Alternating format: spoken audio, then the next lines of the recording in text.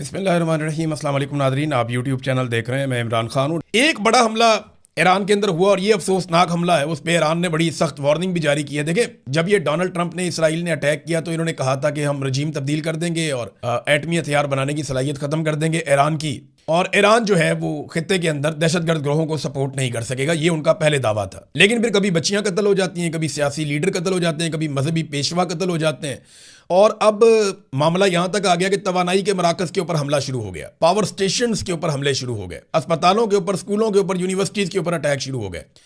और अब ये हो गया कि जो जान बचाने वाली अद्वियात है उनकी फैक्ट्रियों के ऊपर इसराइल ने, अमेरिका ने हमले कर दिए। अब यहां पे जो तस्वीर और वीडियो है वो बाकायदा जारी कर दी गई है कि जहां से सप्लाई दी जाती थी जान बचाने वाली अद्वियात बनाने वाली फैक्ट्रियों को, उस मरकज को निशाना बनाया है। और ये इल्ज़ाम लगाया गया इसराइल और अमेरिका के ऊपर। और सैयद अब्बास अराक्ची जो वजीर खारजा है ईरान के, उन्होंने इसके ऊपर एक स्टेटमेंट दिया और उन्होंने कहा हम मजलूम फ़लस्तीनी नहीं हैं, अभी ज़रा ठहर जाओ, सजा के लिए तैयार हो जाओ। ये ईरानी वजीर खारजा ने इसके ऊपर एक तंबीह जारी की है कि हम इसका जवाब देंगे, ऐसा नहीं है कि इसका जवाब आपको नहीं मिलेगा, हम फ़लस्तीन की तरह बेबस नहीं है। एक खबर आई है और ये पाकिस्तान समेत दुनिया के और मीडिया के अंदर भी छपी है। ईरान ने एक दावा किया है कि यूएई के अंदर, मुत्तहिदा अरब अमारात में, अमरीकी फौजियों की कोई खुफिया मीटिंग हो रही थी और ये किसी फौजी मुकाम पे नहीं हो रही थी, बल्कि इन्होंने अलग से कोई प्राइवेट जगह रखी हुई थी जहां पे ये खुफिया मीटिंग कर रहे थे। उसकी इत्तला मिल गई मकामी सोर्सेज से ईरान को। अब देखें, ये तो इंटेलिजेंस गैदरिंग का काम तो रशिया और चाइना भी बहुत ज़बरदस्त करते हैं। बहरहाल ईरान को इसकी इंफॉर्मेशन मिल गई और ईरान ने वहां पे जो हमला किया है उसके नतीजे में ईरान ने यह दावा किया कि 37 अमरीकी फौजियों को मार दिया। अब आ जाए इस बात पे, अगर डोनाल्ड ट्रंप ये लड़ाई बंद करके निकल जाता है तो यूरोप के साथ क्या होगा और बाकी ममालिक क्या जाके वहां पे लड़ेंगे और लड़के अपने हुर्मस को खुलवाएंगे? नहीं। देखिए, अगर डोनाल्ड ट्रंप अपने वादे के मुताबिक या अपने दावे के मुताबिक इस जंग को खत्म करता है और उसे कोई फेस सेविंग नहीं मिलती, यानी फेस सेविंग अब वो बना रहे हैं, वो ये कह रहे हैं हम जंग जीत गए, हमने ईरान को पत्थर के ज़माने में धकेल दिया है, हमने वहाँ पे बहुत तबाही कर दी है, अब सिर्फ आपने हुर्मस बंद है, जाके आप खुलवा लें, हमने ज़्यादा काम कर दिया है। और ईरान में रजीम भी तब्दील हो गया, वहाँ पे जो नए लोग आए वो बड़े बेहतर लोग हैं, उनके साथ आप डील कर सकते हैं। हालांकि अमेरिका और इसराइल के ऊपर जितने भी हमले हुए वो नए आने वाले बेहतर लोगों ने ही किए हैं। आयतुल्लाह अली खामनेई तो जंग के पहले दिन शहीद हो गए थे, तो अब 1 महीना भी हो गया इस बात को। तो नए लोगों ने अमेरिका को और इसराइल को मारा और उनका नुकसान किया है।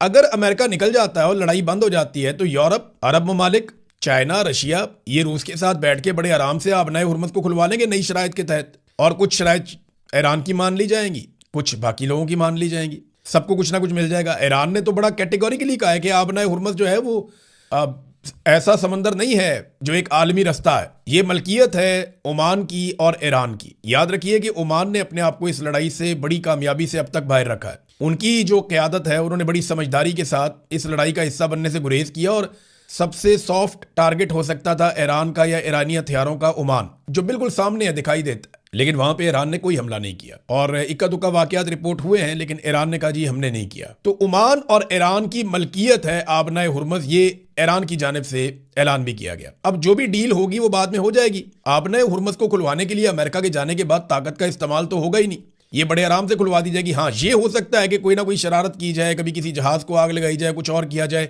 ईरान पे इल्जामात लगाए जाए, जैसे फॉल्स फ्लैग ऑपरेशन हम कहते हैं। अच्छा, इस सारे माहौल में कि अमेरिका जंगबंदी करे, ईरान दबाव बढ़ाने के लिए लगातार हमले कर रहा है और तेज तरीन हमले कर रहा है, हमले करता चला जा रहा है। एक बहुत बड़ा दावा जो ईरान की जानिब से किया गया वो ये कि अमरीकी पायलट और लड़ाका तैयारों का जो अमला है वो सऊदी अरब में मौजूद था और वहां पे ईरान ने हमला कर दिया। और दावा यह किया है कि सऊदी अरब का एक इलाका है अल खरज, वहाँ पे 200 अमरीकी पायलटों और अमले की जो रिहाइश गाहें हैं वहाँ पे मिसाइलों और ड्रोन से उनको निशाना बनाया गया है।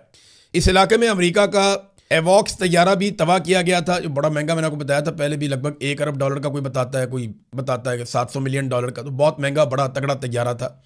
और एयरफोर्स के लिए, किसी भी एयरफोर्स के लिए रीढ़ की हड्डी का काम करता है ये। तो हमले में कई दीगर अमरीकी तैयारों को भी उस वक्त नुकसान पहुंचा था। ये ब्रिगेडियर जनरल सैयद माजिद मूसवी हैं, इन्होंने ये दावा किया कि 200 के करीब अमरीकी पायलट और अमले के लोग वहां पे मौजूद थे। एयरफोर्स के उनके ऊपर ईरान ने अटैक किया और नुकसान किया है। अब ये नुकसान कितना है, हुआ भी या नहीं, इसकी तस्दीक आ जाएगी। देखिए, ईरान की जानिब से जो दावा आता है हम आपको बता देते हैं, जो अमेरिका और इसराइल का दावा होता है वो भी आपको बता देते हैं। फिर 24 से 48 घंटों के अंदर तस्दीक भी आ जाती है कि ये वाकया हुआ या नहीं हुआ।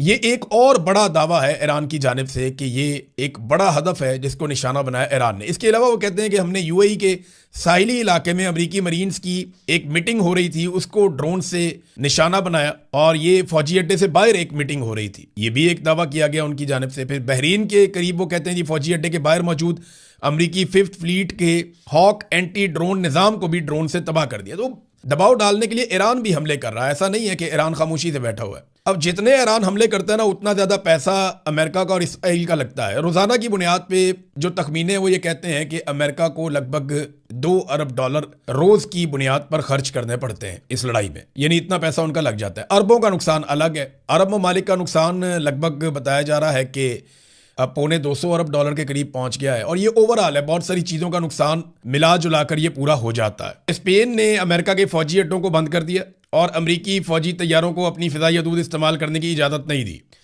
इटली ने भी अमेरिका की मुखालफत की है, फ़िज़ाई हदूद नहीं दी। फ्रांस ने अमरीकी फ़ौजी तैयारों के लिए अपनी हदूद नहीं दी और उनको फैसिलिटेट नहीं किया। स्विट्ज़रलैंड ने भी अमेरिका को फैसिलिटेट नहीं किया, उन्हें जगह नहीं दी। पोलैंड ने अमेरिका को इनकार कर दिया, यानी पोलैंड के अंदर एक सिस्टम लगा हुआ है पैट्रियट का, जो मिसाइलों की बैटरियाँ हैं वो वहाँ पे लगी हुई हैं। ये फ़िज़ाई दिफाई निज़ाम है, ये रशिया के पेश नज़र यहाँ पे लगाया गया, और यहाँ पे जो है वो ये नेटो के ज़ेर निगरानी ये लगा हुआ था, और ये मशरकी महाज जो है यूरोप का, ये उसके लिए लगाया गया था। लाजमी बात है रशिया की तरफ से वो समझते हैं ख़तरा रहेगा, तो वो अमेरिका यहाँ से निकाल कर लेकर जाना चाहता था मिडल ईस्ट में, अरब ममालिक में। स्पेशली आपको पता है वहाँ पे वो इसराइल को प्रोटेक्ट करते हैं। तो पोलैंड ने इनकार कर दिया, उन्होंने अमेरिका की दरख्वास्त मुस्तरद कर दी। इससे पहले आपको याद होगा कि जनूबी कोरिया से अमेरिका निकाल कर ले गया था फ़िज़ाई दिफाई निज़ाम, और जापान के बारे में कहा जा रहा था, मुझे कंफर्म नहीं है, लेकिन जनूबी कोरिया का तो कंफर्म हो गया था। तो उस रीजन में से अमेरिका ने फ़िज़ाई दिफाई निज़ाम निकाला और वो उनको लेकर चला गया मिडल ईस्ट में इसराइल की हिफाजत के लिए। और अब जब यहाँ से निकालने की कोशिश की तो इन्होंने इनकार कर दिया। इन्होंने कहा जी नहीं, अब ये पोलैंड का अकेले का तो इनकार नहीं है, ये तो यूरोपीय यूनियन का इनकार है। तो यूरोप के ममालिक ना अमेरिका को डिफरेंट तरीके से डील कर रहे हैं। अभी ये एक और स्टेटमेंट है स्पेन की जानिब से कि अगर इसराइल क्वालिफाई कर जाता है फीफा वर्ल्ड कप के लिए तो स्पेन फिर उसको नहीं खेलेगा, वो बाइकआउट कर देगा। कुछ और यूरोपीय ममालिक से इसी तरह की आवाज़ें आ रही हैं, और ये बातें सिर्फ डोनाल्ड ट्रंप की वजह से हो रही हैं। एक तो ईरान के लिए मुश्किलात पैदा कर दी, उनकी भी फीफा की एक टीम है वर्ल्ड कप की, अब अमेरिका में वर्ल्ड कप होने जा रहा है, और अमेरिका में साथ दूसरी रियासतों में और उसके अलावा कनाडा में ये वर्ल्ड कप वहाँ पे खेला जाएगा फुटबॉल का। तो उसमें अब टीमें जो हैं वो गुरेज कर रही हैं, और इस तरह की बातें सामने आ रही हैं जब चंद महीने रह गए हैं फीफा वर्ल्ड कप में। ये दुनिया का सबसे बड़ा स्पोर्ट्स का एक इवेंट होता है, पूरी दुनिया की तवज्जो फुटबॉल वर्ल्ड कप की तरफ होती है। तो इसमें जो डोनाल्ड ट्रंप ने किया यूरोप के साथ, ये यूरोपीय टीमें हैं जिनकी तरफ से मजीद इशारे मिल रहे हैं, यानी जो नॉर्वे, स्वीडन, फिनलैंड और डेनमार्क, इनके साथ किया अमेरिका ने, और जो ग्रीनलैंड लेने की, उसके ऊपर कब्जा करने की जो धमकी दी, फिर जैसे टैरिफ लगाया अमेरिका ने इन सब के ऊपर, और जिस किस्म की धमकियां दी गई, तो वो यूरोपीय टीमें भी अब सोच रही हैं कि जाके खेलना है या नहीं खेलना। तो खेल के ऊपर भी असर पड़ रहा है। हालांकि खेल के मैदान में ये चीज़ें नहीं होनी चाहिए, लेकिन डोनाल्ड ट्रंप ने इसका आगाज़ खुद ही किया ईरान के खिलाड़ियों के लिए एक धमकी अमेज बात करते हुए। आलमी लेन देन में जो चाइनीज युआन है उसके जरिए से रोज़ाना जो तजारत होती थी वो 600 से 750 अरब युआन की तजारत होती थी, ये ट्रेड होती थी दुनिया में।